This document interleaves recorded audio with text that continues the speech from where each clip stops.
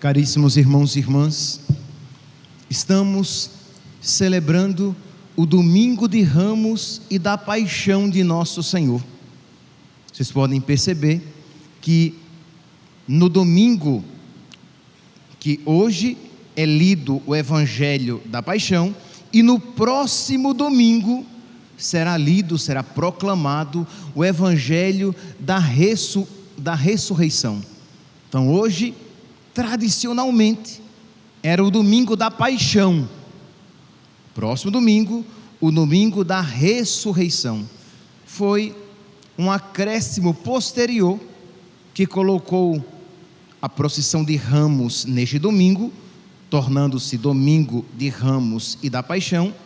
E é por causa disso que nós temos também o tríduo, isto é, na quinta-feira nós celebramos a instituição da Eucaristia com o lava-pés, na sexta-feira a Paixão e no sábado o sepulcro, porque a comunidade de Jerusalém, como tinha os lugares santos à sua disposição, assim celebravam. Então a Igreja de Roma, a liturgia latina, incorporou esse costume de Jerusalém. Por isso que nós temos um Evangelho da Paixão hoje e teremos um outro Evangelho da Paixão na Sexta-feira Santa. No Domingo de Ramos é sempre um Evangelho do ano A, ano B, o ano C, Mateus, Marcos ou Lucas, e na Sexta-feira da Paixão, sempre a Paixão segundo São João. Pois bem, então hoje, meus santos, nos é dada a oportunidade de nós refletirmos a respeito deste mistério, tanto da entrada de Jesus em Jerusalém, como da sua paixão, porque Jesus entra em Jerusalém para se entregar à vontade do Pai. Salve o Cristo obediente, nós cantamos, porque Ele entra, e é por isso que nós, com os ramos nas mãos, somos chamados a participar desta procissão, tendo em nós os mesmos sentimentos de Cristo, isto é, ter este ramo na mão, levar este ramo para casa, e devemos levar. Se você tem um oratório em casa, você coloca este ramo no oratório da sua casa. Se você não tem, você pode colocar junto ao crucifixo na parede da sua casa. Eu espero que você, católico, pelo menos um crucifixo você tenha na sua casa. Então você coloca esse ramo ali junto ao crucifixo para lembrar que cada um de nós é chamado a entrar em Jerusalém para entregar a nossa vida fazendo a vontade do Pai. A entrar em Jerusalém para morrer para nós mesmos, assim como Jesus entrou em Jerusalém, renunciando à sua vontade, para fazer a vontade do Pai. Eis aquela palavra que o autor da carta aos Hebreus coloca nos lábios de Jesus, por ocasião da sua concepção, quando ele foi concebido no seio virginal de Maria, aquela palavra: eis que venho fazer com prazer a vossa vontade, Senhor, começa mais do que nunca agora a se realizar. Ele entra em Jerusalém para fazer com prazer a vontade de Deus, e ele é crucificado porque ele quer fazer em tudo a vontade de Deus. Por isso ele morre, ele nos ama morrendo na cruz, e ele nos ama até o fim. Pois bem, então hoje, se não fisicamente, porque os crucifixos e as imagens estão velados, espiritualmente nós somos chamados a contemplar a cruz de Cristo. Podemos contemplar a cruz de Cristo dentro do nosso coração. E o que é que nós devemos meditar, meus santos, quando nós olhamos Jesus crucificado? E aqui eu peço que cada um visualize mesmo um crucifixo no seu coração, um crucifixo, um crucificado na sua alma, e nós somos chamados a meditar a respeito do grande amor de Deus e da miséria da atitude do homem, da miséria da sua atitude, da miserável resposta minha ao amor de Deus. Deus, o Filho de Deus, a segunda pessoa da Santíssima Trindade, veio ao mundo para nos amar, veio ao mundo para nos resgatar, para nos redimir, para nos dar a vida eterna. E o que é que nós fizemos quando o Filho de Deus veio a nós? Nós o matamos. Aquele inocente, nós tratamos como um criminoso. Aquele que é sumamente digno de amor, nós tratamos com desprezo. Nós ouvimos aqui em toda a liturgia da palavra de hoje, como é que o Filho de Deus, como é que o amor, como é que aquele que vem para nos fazer o bem, como é que nós o tratamos. E aqui é importante que nós nos recordemos que as atitudes históricas daqueles que lhe fizeram o mal são uma representação daquilo que acontece espiritualmente quando nós pecamos. Quando nós pecamos com a inveja, a preguiça, a luxúria, isto é, o uso desregrado das nossas faculdades sexuais, isto é, a inveja, a luxúria, a preguiça, a calúnia, o orgulho, a vaidade. Quando nós cometemos esses pecados, e sabemos que se não cometemos todos, infelizmente, alguns, e não poucos, cometemos, nós repetimos estas mesmas atitudes que nós vemos com tanta crueza e realidade. Nós ouvimos aqui na primeira leitura de hoje, retirada do profeta Isaías, que diz assim, que Jesus Cristo fala aqui a respeito do servo sofredor, que é uma figura de Jesus Cristo. Então diz então que este servo sofredor, ele ofereceu as costas para que lhe batessem, e a face para que lhe arrancassem a barba. Ele não desviou o rosto de bofetões e cusparadas. Este servo sofredor, ele é a imagem de Jesus que recebeu. Imagine, meus santos, é porque infelizmente nós estamos tão acostumados que não nos admiramos com o amor de nosso Senhor, com a paciência de Deus. Deus que poderia nos fulminar com um olhar, e que olha para nós com brandura, com mansidão, com amor, e com amor misericordioso. Nós batemos no seu rosto, nós batemos com a cana na sua cabeça, nós cuspimos a sua face, porque aqui, repito, não fique dizendo, foram os soldados do templo, foram os soldados romanos que fizeram isso. Não, meus santos, não apenas eles, mas nós também isso fazemos. Então, bofetões, cusparadas, pancadas em sua cabeça, coroado com espinhos. Foi assim que o Filho de Deus foi tratado, e nós precisamos contemplar esta realidade para que vejamos o grande amor de Deus, para que vejamos que nós não merecemos a misericórdia de Deus, e que não obstante, Ele não-la concedeu a nós.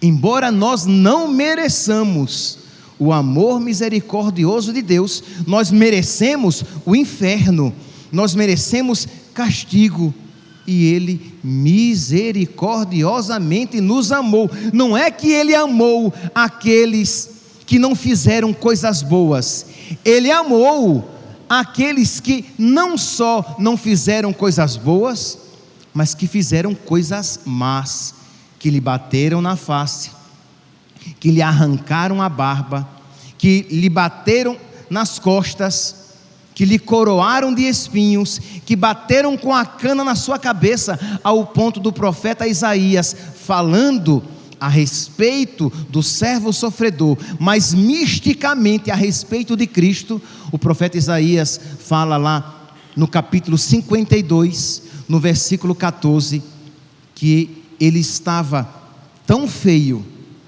tão deformado, que nenhum homem parecia. Ele estava tão desfigurado, que parecia qualquer coisa, menos um homem. Hematomas, os olhos inchados, o nariz quebrado, os lábios cortados. Ele estava deformado, que parecia um bicho e não um homem. Percebe aqui, meus irmãos, nós estamos falando do Filho de Deus, e nós precisamos pedir a Deus que Ele nos ilumine interiormente, para que nós compreendamos, isto é, se isso já seria terrível, se feito a uma pessoa humana, imagine isso feito à pessoa divina do Filho de Deus. E imagine, não apenas isso feito a Deus, imagine, isso já seria uma ofensa tremenda, se feita a um Deus indiferente, mas isso foi feito a um Deus amoroso, a um Deus que veio para nos dar graças, e nós lhe retribuímos com toda a maldade, injúria e crueldade.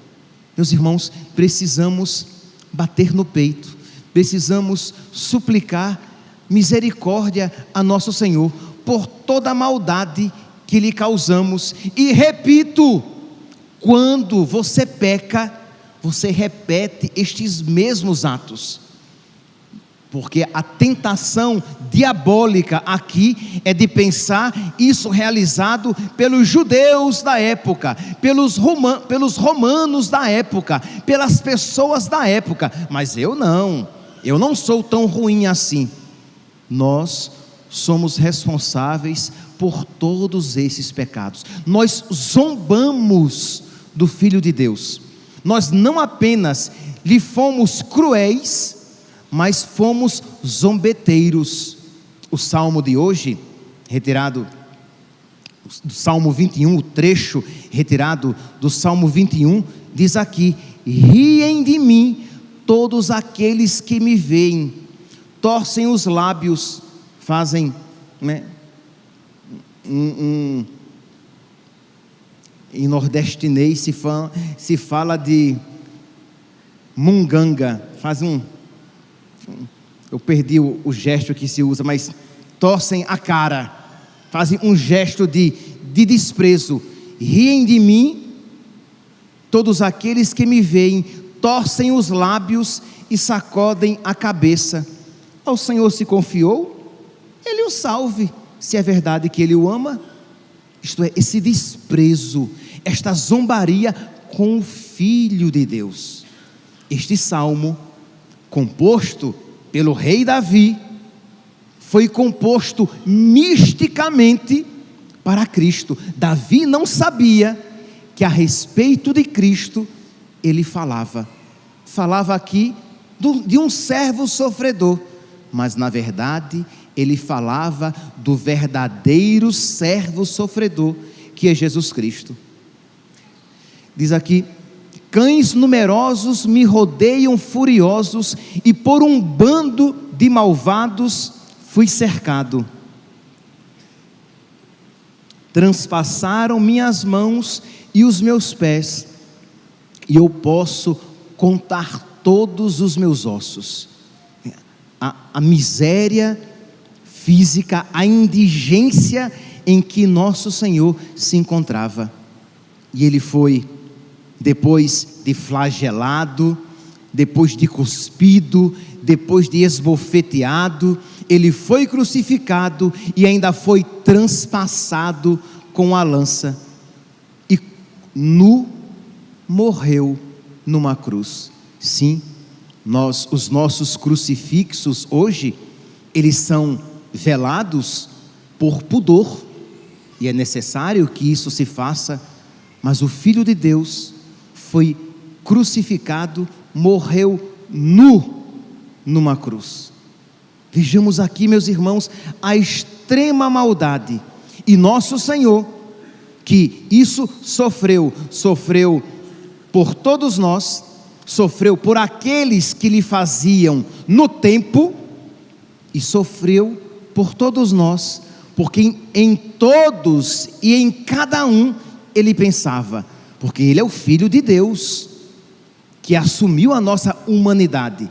Então imagine, eu não estou falando que Jesus por tudo isso passava pensando na humanidade de uma maneira impessoal. Ele pensava nos pecados do Overlan, que seria padre, e por ele, tudo isso ele passava.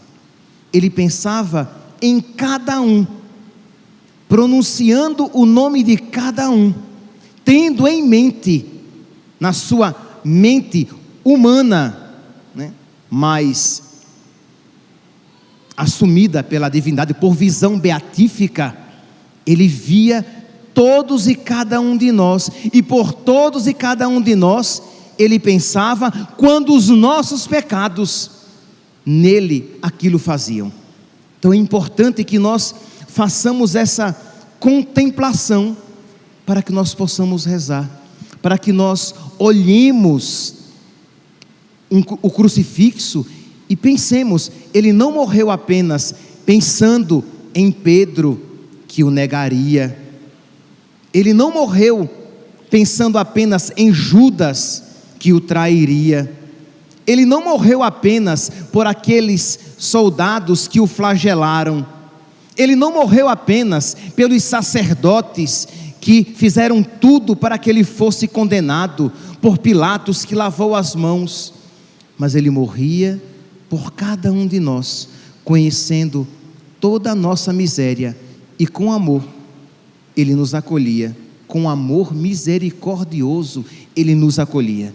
Então, meus irmãos, nós então iniciamos esta grande semana, a maior semana, não cronologicamente, mas no sentido de dignidade, a semana mais importante dos cristãos. Nós iniciamos olhando para Jesus crucificado, mas iniciamos olhando para o amor generoso de Jesus crucificado. Naquele Cristo, em Jesus Cristo crucificado, estavam todos os pecados da humanidade, todos os pecados, o pecado de Pedro, o pecado de Judas, o pecado de Adão, o primeiro pecado de Adão e Eva, o pecado de Caim, que matou o seu irmão Abel, o pecado dos irmãos de José, que o entregaram, que o venderam como escravo, os pecados de luxúria de Davi, os pecados de idolatria do povo de Deus que não obedecia à voz dos verdadeiros profetas, os pecados de toda a humanidade, os pecados dos imperadores que perseguiram os cristãos. Ali, naquele Cristo crucificado, pendiam, estavam cumulados, colocados todos esses pecados, os pecados dos cristãos frouxos, que foram infiéis a nosso Senhor no decorrer da história, dos cristãos preguiçosos, não apenas de Pedro e dos outros discípulos que não quiseram vigiar uma hora com ele, mas os nossos pecados de preguiça, de indiferença. Olha aqui a sua vida, tão pouco generosa a Deus na oração, com quanta preguiça você tem feito as suas orações, com quanta indiferença você tem tratado Deus na sua vida. Você vem hoje à missa de Ramos e da Paixão e já pensando, nossa, a missa vai ser cumprida. Preguiçoso, preguiçosa, você não tem nem vergonha de pensar isso. No dia em que nós olhamos para Deus, que por nós morreu, você está preocupado, preocupada com o seu tempo, com o calor que você vai sentir. Veja toda a sua história de maldade, toda a revolta contra Deus, naquele homem crucificado, no Filho de Deus, feito homem, crucificado, pesavam todos esses pecados.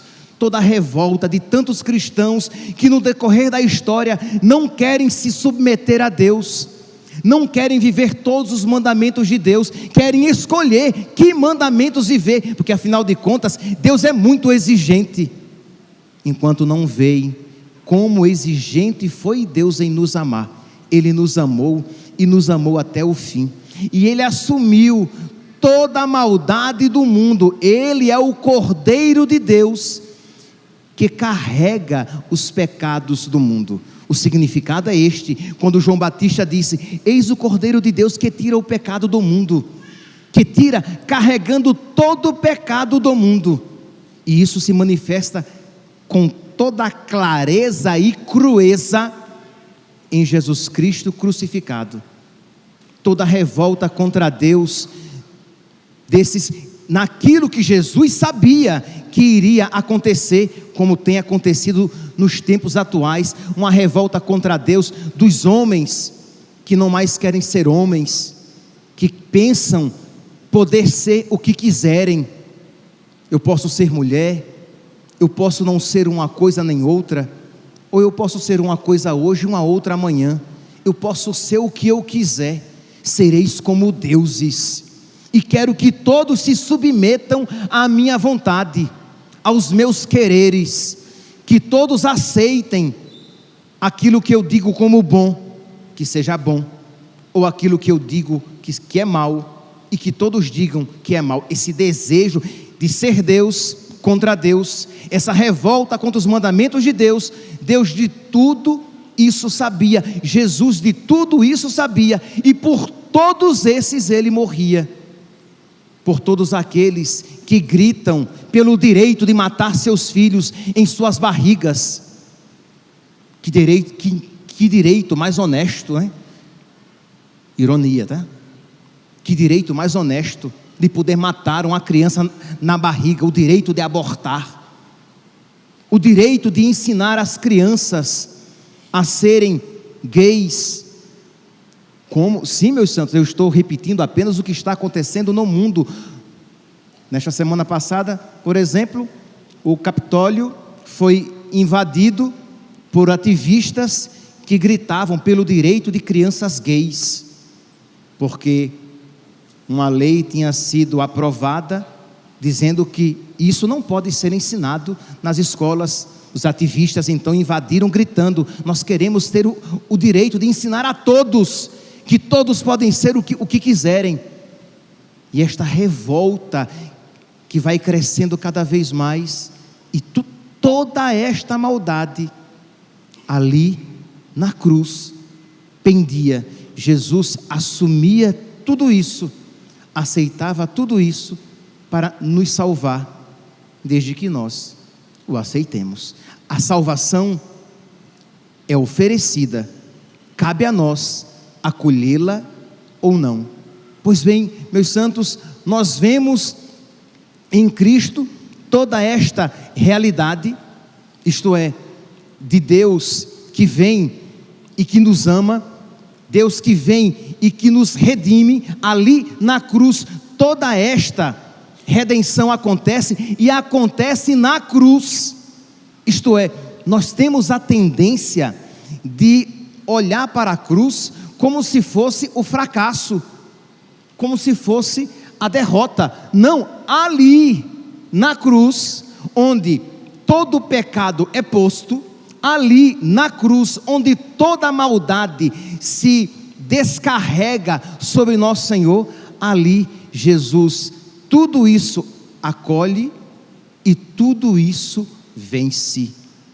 Ali se dá a vitória. A vitória não se dá na ressurreição.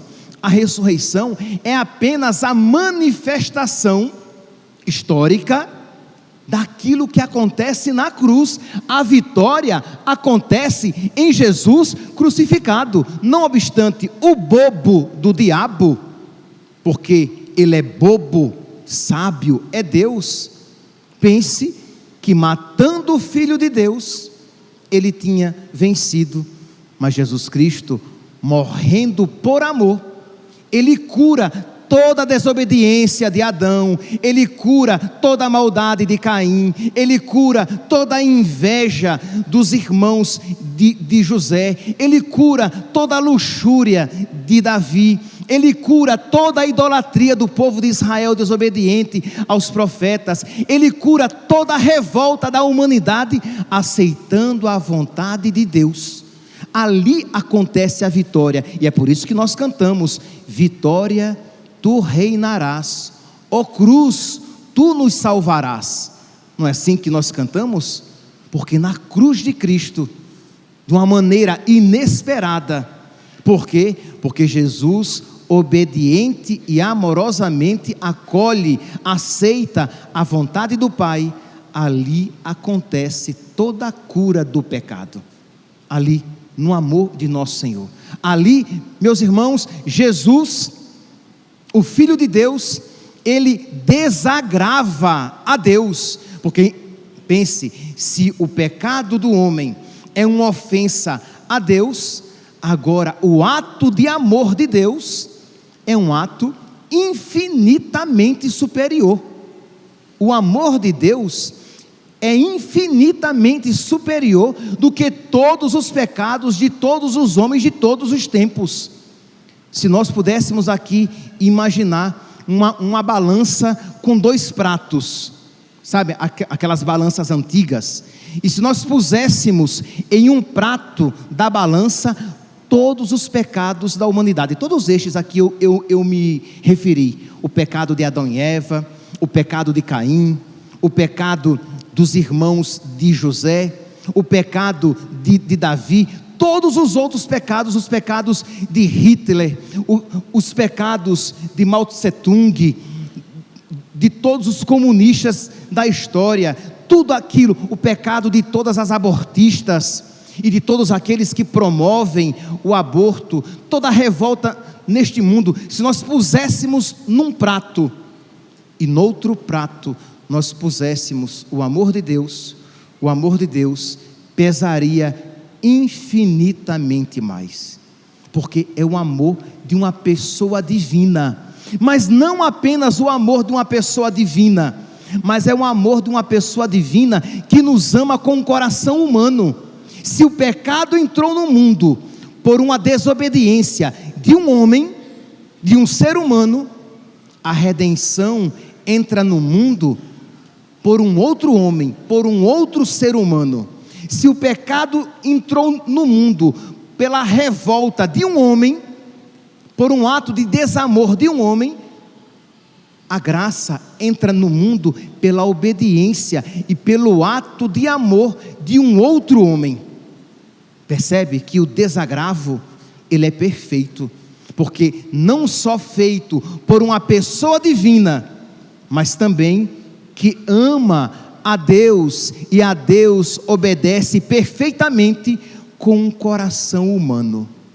Meus irmãos, nós estamos celebrando este domingo de Ramos e da Paixão para iniciar esta Santa Quaresma. Peçamos a Deus, mas de verdade, que ninguém, pelo amor de Deus, que ninguém volte para casa simplesmente com o ramo na mão, porque hoje foi dia de Ramos, e aí no máximo guarda o ramo em algum lugar e espera, quem sabe, talvez a quinta-feira para participar da missa. Não, vamos viver esta semana com piedade, com devoção, pedindo a nosso Senhor: Jesus, me ajude, Senhor, coloca no meu coração sentimentos semelhantes aos teus. Jesus, por misericórdia, me ajude, eu quero ser obediente, como tu és obediente. Eu quero amar a vontade do Pai, como tu amaste a vontade do Pai. Eu quero me renunciar a mim mesmo, nos meus apegos, nas minhas vontades desregradas, como tu renunciaste, tu que não tiveste apego nem vontade desregrada, mas que a tua vontade humana soube ceder para acolher a vontade divina. Pai, se é possível, afasta de mim este cálice, contudo, seja feita a tua vontade e não a minha. Assim, Jesus, como tu renunciaste à vontade humana para acolher a vontade do Pai, que eu saiba me desapegar, que eu saiba renunciar. Assim, Jesus, como tu carregaste a cruz sem revolta, que eu saiba sofrer sem me revoltar, sem blasfemar, sem diminuir o amor, sem diminuir a minha fé, sem decair na minha piedade, que eu saiba sofrer com fruto, para que o meu sofrimento esteja bem unido ao teu. E não tenhamos dúvidas, meus santos, de que se nós assim rezarmos durante esta semana, nós estaremos preparados para ressuscitar com Cristo. Nós estaremos preparados para este coração enlarguecido pela prece e pela penitência, acolher o Espírito do ressuscitado, para que ele gere em nós os mesmos sentimentos de Cristo Jesus.